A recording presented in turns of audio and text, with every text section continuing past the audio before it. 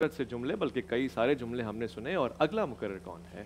جی اگلے مقرر جو فائنل کے چوتھے پارٹیسپنٹ ہیں احتشام الحق، اور ان کا موضوع ہے جو ڈر گیا وہ مر گیا. جی احتشام، مائک آن کر لیجئے.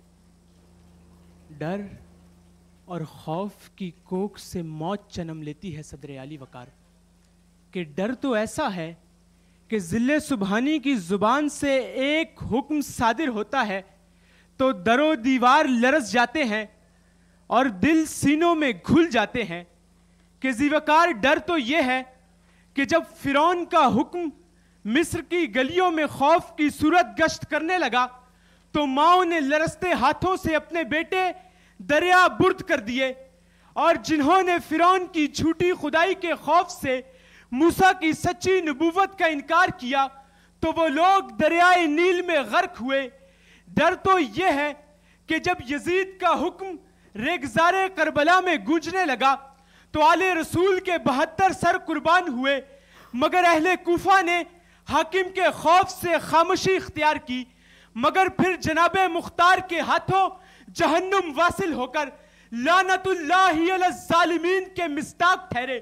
ذی وقار ڈر تو یہ ہے کہ جب کٹانگا اور روڈیشیا میں خوف پنپنے لگا تو گریزینی کے حکم پر مزدوروں نے سرے تسلیم خم کیا، اور پھر بحر اوقیانوس میں انسانی تجارت کی ابتدا ہو گئی، مگر پھر افریقی خون پانی سے بھی سستا ہو گیا.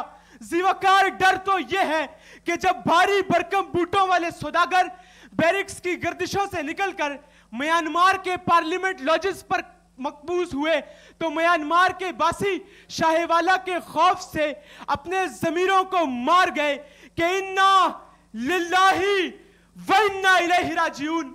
کہ ڈر تو یہ ہے کہ گڈاب کے باسی شاہ والا کے خوف سے خاموش ہوئے تو ان کی زمینوں پر ہاؤسنگ سوسائٹیز نے قبضہ کر لیا. کہ جو ڈر گیا وہ مر گیا. جب روز جنازے اٹھیں گے، جب روز کفن پہناؤ گے، میں شرط لگا کر کہتا ہوں تم نہ باز جاؤ گے.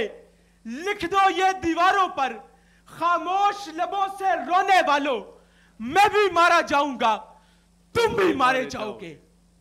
میں بھی مارا جاؤں گا، تم بھی مارا جاؤ گے. بھائی واقعی اب تو ڈرنے والا ماحول ہو گیا. آپ کو لطف آ رہا ہے ڈاکٹر صاحب؟